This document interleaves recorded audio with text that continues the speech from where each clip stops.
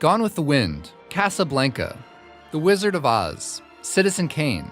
These are some of the most beloved films in the history of American cinema, but they all share something else in common. They were all censored by the Catholic Church. In fact, for decades, there's a good chance you didn't see anything in a Hollywood movie unless the Catholic Church wanted you to. Hollywood in the late 20s was chock full of films about pirates, lovers, and monsters. But not everybody was happy about that. Most notably Catholics, some of whom were alarmed by what they viewed as the crumbling morality in motion pictures. Two devout Catholics, a publisher named Martin Quigley, and a Jesuit priest named Father Daniel Lord, that's his real name, decided to do something about it. In 1929, they wrote the Motion Picture Production Code, a set of proposed moral guidelines for movies. It prohibited such things as nudity, indecent dancing, and ridiculing religion, while requiring the promotion of Roman Catholic values where good triumphs over evil and immoral behavior is punished. There were also slightly less folksy provisions, like barring romance between different races, as well as white slavery. Yikes. When the Big Five studios, Warner Brothers, Paramount, MGM, Fox, and RKO, received the guidelines, they agreed to them. Why would Hollywood ever willingly sign on to censorship like this? We always have to remember that movies had no First Amendment rights during this time. And that meant that any individual state or municipality, or by extension the federal government, could censor motion pictures. This is Thomas Doherty, and these are his slippers. There are real fears in Hollywood that Roosevelt's New Deal government, which is proliferating government agencies with great abandon, is going to create a federal censorship agency to censor American movies. Studios chose to adopt it voluntarily, hoping that it would deter government interference. But then in 1930, the Great Depression hit. Following the economic downturn, movie attendance tanked, and studios scrambled to do whatever it took to sell more tickets. And what sells tickets? Sex, violence, and big-ass goblets of booze. So for a period of 4 years between 1930 to 1934, Hollywood studio films were pretty f***ing crazy.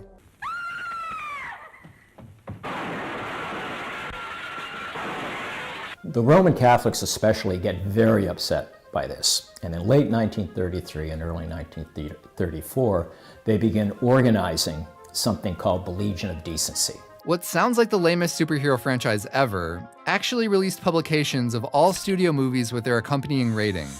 A being morally unobjectionable, B being morally objectionable in part, and C being the dreaded condemned. The Legion had something called the Legion Pledge, and you have 20 million Catholics at Mass and at Knights of Columbus meetings would stand up, raise their hand, and pledge on their immortal soul that they would not attend motion pictures that the church deemed unworthy and unholy. To avoid a devastating boycott, Hollywood created the Production Code Administration to enforce the guidelines, and appointed devout Catholic Joseph Breen as its head. Here's Edward Herrmann playing him in The Aviator. And I can state categorically that I've never seen anything quite so unacceptable. The Breen office would get a script from a studio, and he would go through them line by line to make sure that nothing was said or implied or visualized that defied the production code. For instance, here's a couple of their notes on the Jimmy Stewart film, It's a Wonderful Life. Page 21. While it will be acceptable to indicate Gower as having recourse to drink because of his disturbing emotional problem, we must ask that he not be shown at any time offensively drunk, here or throughout the scenes. This is important. Page 37.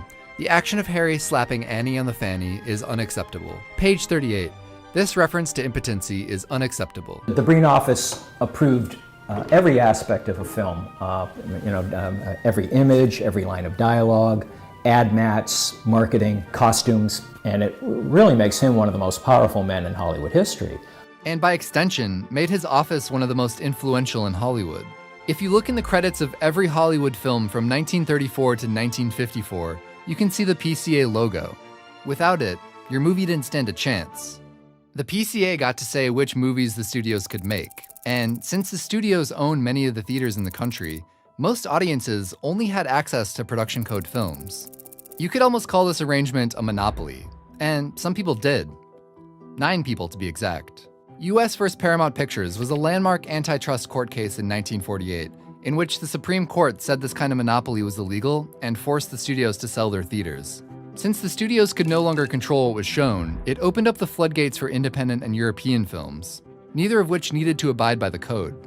The PCA quietly existed until 1967, when the Motion Picture Association of America took over, and American film switched over to a rating system. So I always see the code as something that's not good or bad, but something that is inevitable, and it allowed them to create a lot of great art. I mean, if you look at the movies made under the production code, I mean, we're talking about what? Hundreds of marvelous, creative works of art that people still look at today.